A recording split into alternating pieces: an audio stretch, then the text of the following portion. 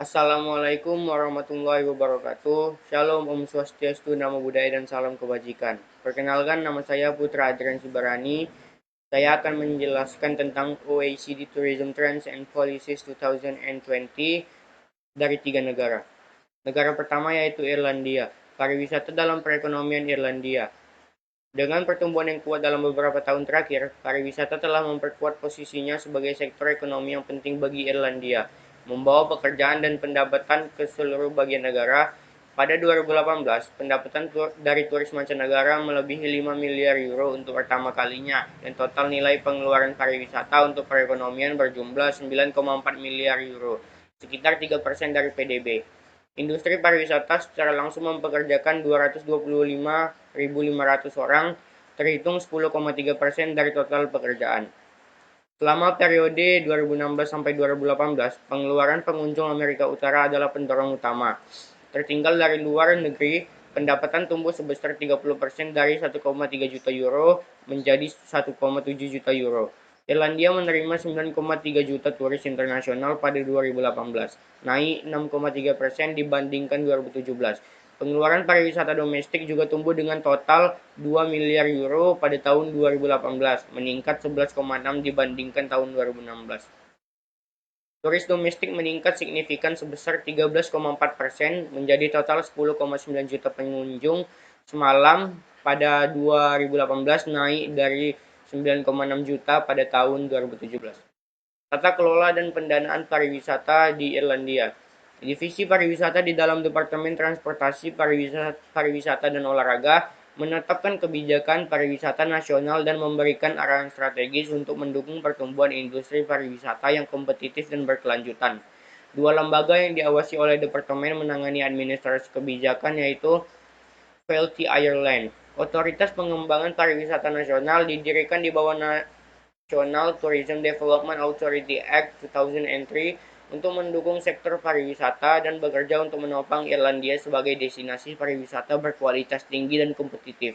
Ini memberikan dukungan praktis untuk membantu bisnis pariwisata mengelola dan memasarkan produk layanan mereka dengan lebih baik.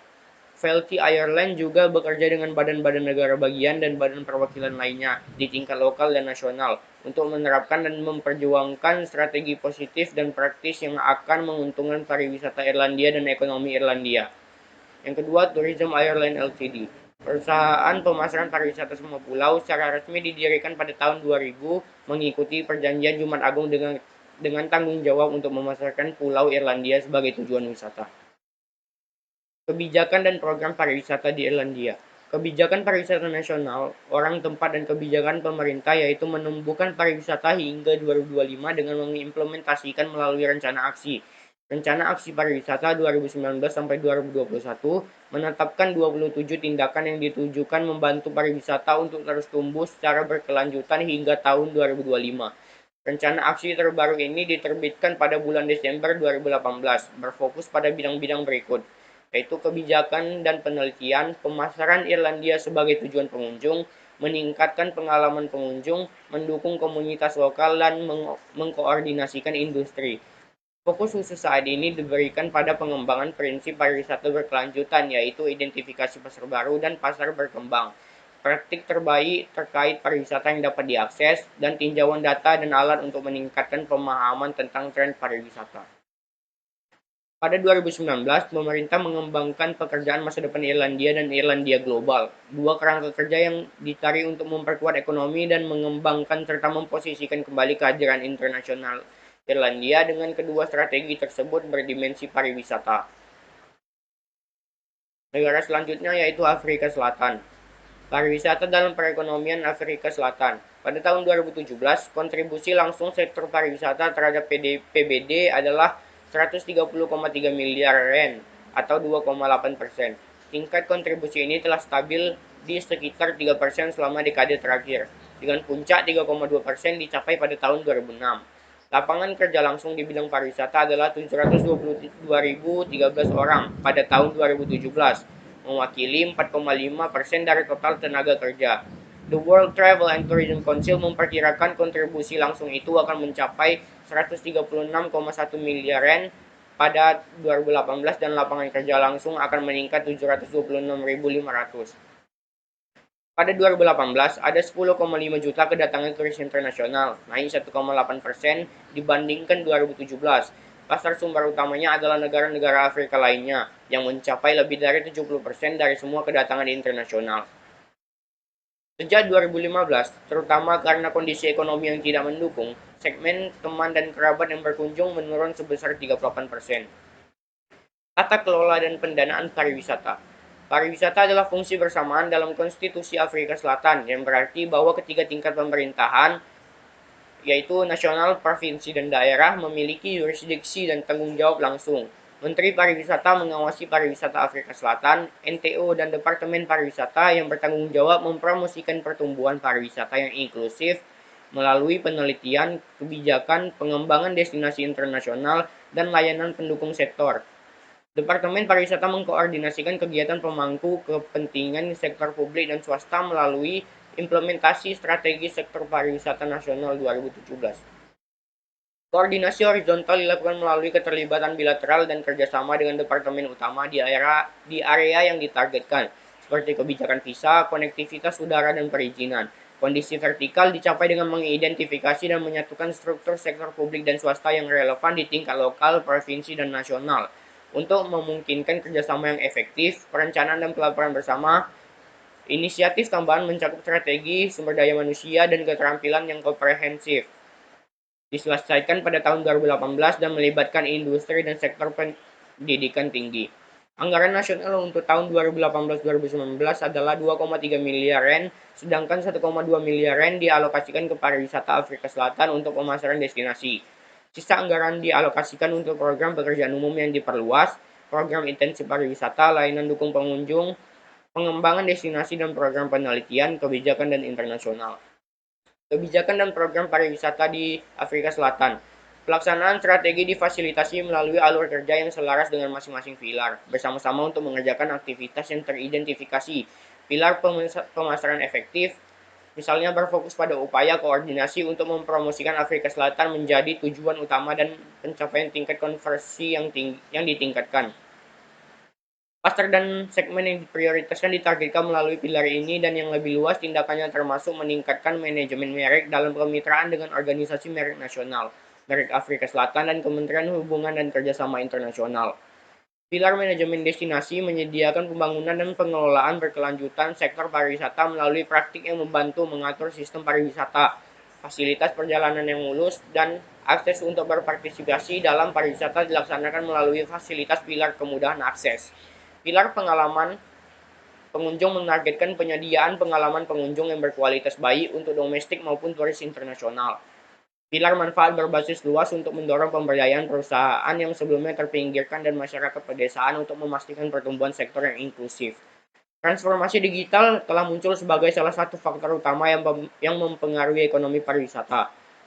Khususnya untuk ekonomi pariwisata lokal, telah ada pengembangan dalam persewaan jangka pendek, mendorong pengembangan amandemen Undang-Undang Pariwisata. Draft amandemen mencakup definisi untuk persewaan jangka pendek, membuat instrumen untuk menentukan ambang batas, dan berusaha membedakannya penyedia persewaan rumah sesekali dan profesional. Negara selanjutnya yaitu Amerika Serikat. Pariwisata dalam perekonomian di Amerika Serikat. Perjalanan dan pariwisata di Amerika Serikat merupakan kontributor utama perekonomian nasional, terhitung 2,9% dari GVA.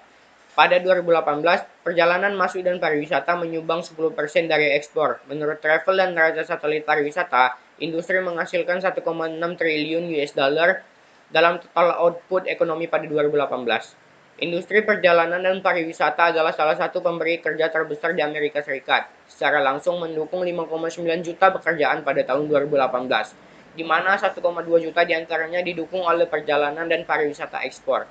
Ekspor perjalanan mewakili 26% dari total ekspor jasa pada tahun 2018.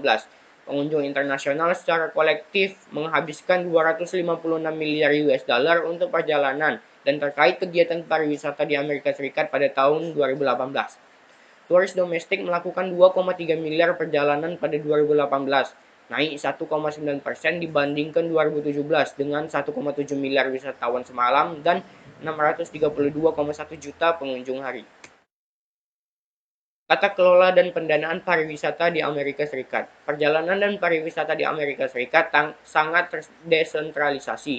Selain pemerintah federal, masing-masing negara bagian dan tujuan mengelola perjalanan pariwisata untuk yurisdiksi mereka termasuk pemasaran. Kegiatan ini dilakukan oleh pemerintah federal, pemerintah negara bagian, dan pemasaran destinasi. Kantor Perjalanan dan Pariwisata Nasional atau NTTO dalam Administrasi Perdagangan Internasional atau ITA dari Departemen Perdagangan Amerika Serikat berfungsi sebagai titik pusat kontak di dalam federal pemerintah.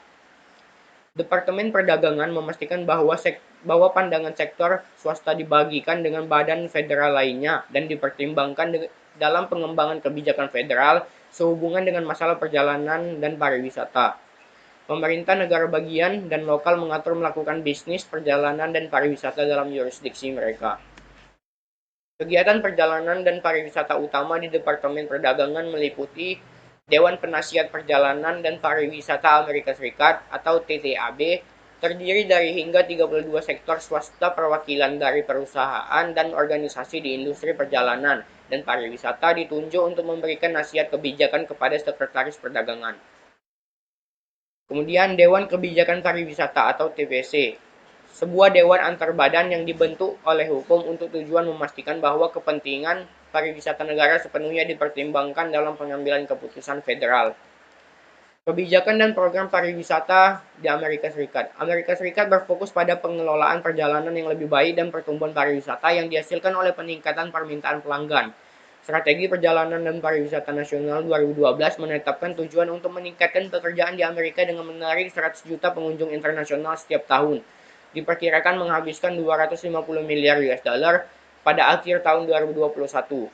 Karena tujuan pengeluaran tercapai pada tahun 2017, Amerika Serikat tampaknya menetapkan target baru untuk kunjungan dan pengeluaran. TTAB merekomendasikan target belanja sebesar 445 miliar US dollar dan 116 juta pengunjung internasional setiap tahun pada akhir 2028.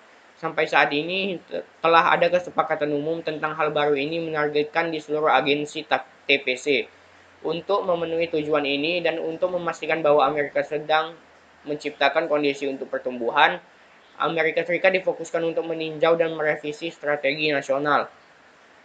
Untuk memenuhi permintaan yang terus meningkat, Amerika Serikat mengembangkan proses masuk dan keluar menggunakan biometrik.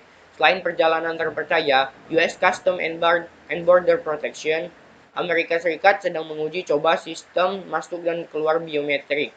Sistem ini bertujuan untuk memberikan pengalaman perjalanan yang lebih lancar dan meningkatkan keamanan untuk perjalanan masuk dan keluar, meningkatkan proses bisnis dan memungkinkan lebih kuat kolaborasi antara pemerintah dan sektor swasta.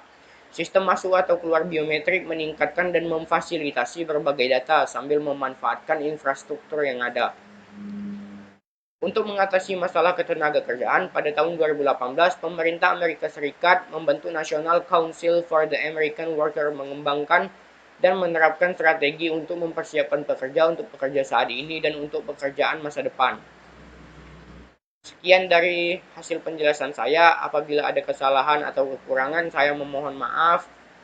Selamat pagi. Assalamualaikum warahmatullahi wabarakatuh.